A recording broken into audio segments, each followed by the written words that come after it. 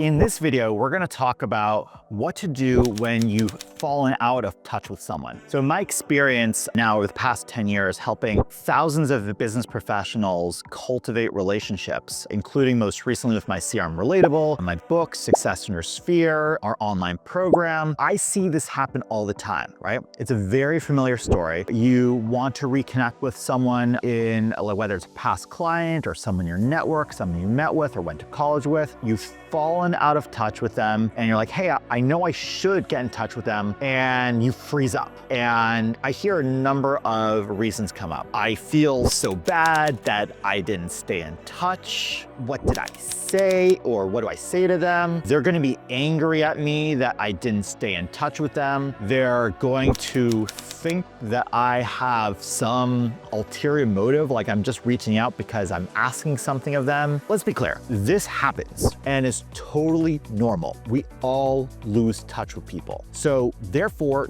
don't feel bad that you have lost touch with them. Think of the number of people who have not stayed in touch with you. It's just part of the human condition nowadays. So therefore, to think about, well, what is the worst thing that's going to happen if I reach out to them? Most likely, they're just not going to respond. If you actually think about the risk and reward, the reward far outweighs the risk. They're not going to, show up at your door with an axe, right? Saying like, how dare you reach out to me? How dare you avoid me, right? Most likely they're not going to respond. Or if they say, hey, please don't reach out to me again, which I've never seen happen, great, you've got time with other people. So therefore, then it comes down to just, well, what do I say to them? It's very simple for me. We're just saying, hey, long time no talk, just thought of you today. It can just be that simple, right? Take out your phone right now and just reach out to someone. And it's important in that, and this applies whether you are engaging with someone who you haven't spoken with in a couple years or someone you haven't spoken to in a couple weeks. Don't ask for more, right? Don't ask them questions yet, right? Like, hey, we haven't spoken in a couple years, but catch me up on your life. No, like that's putting a burden on them. If they respond and open up a conversation, awesome. So if they respond,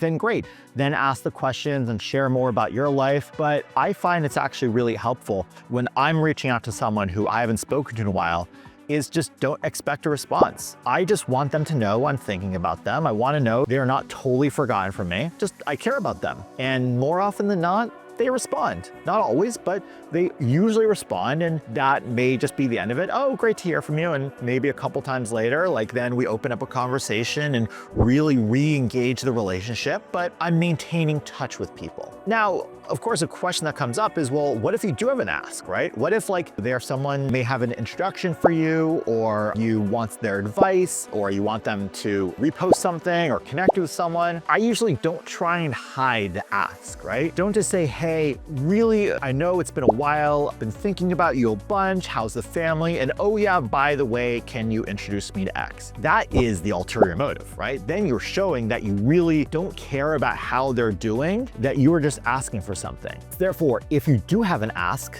front load it. Don't hide the ask in the second or third paragraph. That is what causes people to think you have an ulterior motive when you actually do. So it's totally okay, in my view, that if you haven't spoken to someone in a few years and you do have a need for them, then just say, hey, can you introduce me to XYZ? Or hey, can I pick your brain about something? By the way, then, long time no talk, at some point would love to catch up. I find personally for me that I'm much more magnetized when someone is very clear about their ask versus when it comes across as so clearly inauthentic that they were only trying to reconnect with me because they wanted something. Again, I'm here to help you cultivate personal and authentic relationships over a long period of time. If you have any questions, please feel free to post in the comments. I have lots of videos on our channel about how to help you build and maintain relationships in your own authentic way with none of that sleazy networking. Have an awesome, awesome day.